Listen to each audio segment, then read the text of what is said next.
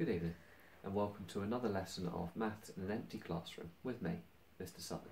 This is lesson 2 on probability, the binomial distribution, and tonight we'll be looking at the cumulative binomial distribution. Now, in lesson 1 we were using the binomial distribution to find the probability of getting a specific number of successes. And remember the language that we were using with binomials, it was all about success or failure, those two outcomes. You either win or you lose, yes or no. Tonight what we're looking at is what is the probability of getting up to and including a certain number of successes. And for that we need to use the cumulative binomial distribution function, which is a different function on your calculator, which I'll talk to you about in a minute. So the first example I'm going to go through this evening is just a numerical one. We have the random variable x following a binomial distribution 15, 0.25, and you'll remember that 15 is n, which is the number of trials, and 0.25 is p, the probability of success. So if you were thinking about context for this, you might be doing a quiz of 15 questions, multiple choice, 4 options, you don't have a clue, you're guessing every single question. That's what we're looking at. So this first question here, part A, is saying what is the probability of x being less than or equal to 5? So what is the probability of having 5 or fewer successes? So let's think about how that could happen. Well, so we could have 0, 1, 2, 3, 4 or 5 successes. So in the previous lesson we looked at how to find the probability of each of these individual events. And what we now need to do is to sum those 5 events. But rather than having to work them all out separately and add them up, the cumulative function for the binomial on your ClassWiz calculator will do that for you. So you press the menu button, number 7 for distributions. You'll need to go down 1 to the next menu. Number 1 where it says binomial CD. Now remember in the previous lesson we were using binomial PD. C for cumulative. Get in the habit of using the list function, because some of the things that we'll do in the future you'll have to get a number of different results on the same sheet, and that's what the list function is for. So if you go into that, it'll bring you up a list and you just need to type in for x the number 5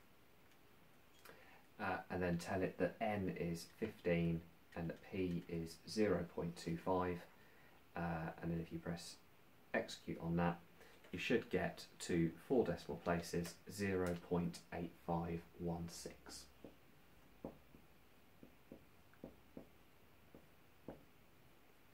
4 decimal places being the standard as we discussed in lesson 1. So what that means is on a 15 question quiz with 4 possible answers, you don't know, you're guessing, the chance of getting up to and including 5 correct is 0.8516. Now part B, x is less than 7. Crucially, that doesn't include 7 because it's less than 7. So what we're really finding out is we're finding out the probability that x is less than or equal to 6. So back into your list function, you can just put the number 6 underneath where you put the number 5, press equals a couple of times and it'll generate the next probability for you, and to 4 decimal places you should get 0.9434.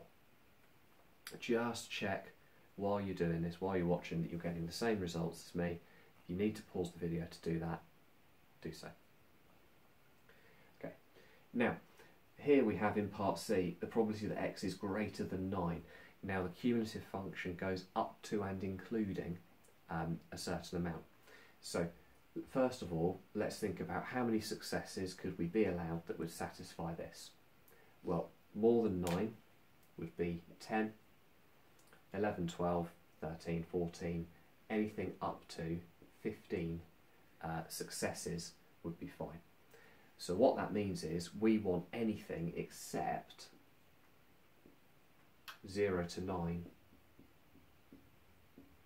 successes. So we want to be left with the probability of getting 10 or more, so we have to subtract the probability of getting up to and including 9. So we would do 1 minus the probability of x being less than or equal to 9. So back into your list function, put in the number 9 underneath where you put the number 6, everything else stays the same, and it'll tell you 0.9992. And what you would then do is store that value in the calculator, go back into normal mode, do 1 minus that value, but we can see that that's going to come out to 0.000. It is going to come out as 8, isn't it? Yes, it is. 8 to 4 decimal places.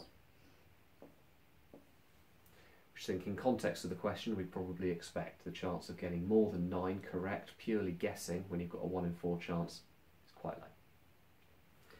Finally, the probability of x being greater than or equal to 2.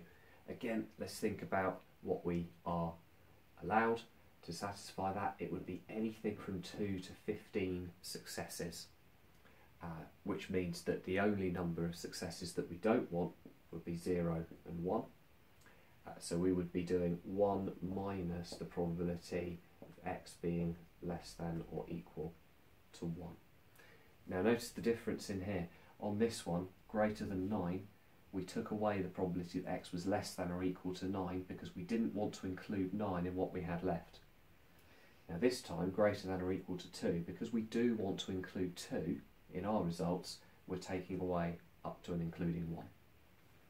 So back in your list function again, number 1 underneath the number 9, and it tells you the probability of that is 0.080, actually rounds to 802 to 4 decimal places. So I'm just going to store that in the calculator, go back into the normal menu, 1 minus my stored value, and to 4 decimal places that comes out as 0.9198. Okay. In part 2 of the lesson we'll look at a second example, a bit more wordy, a bit more context, but the same concept. See you then.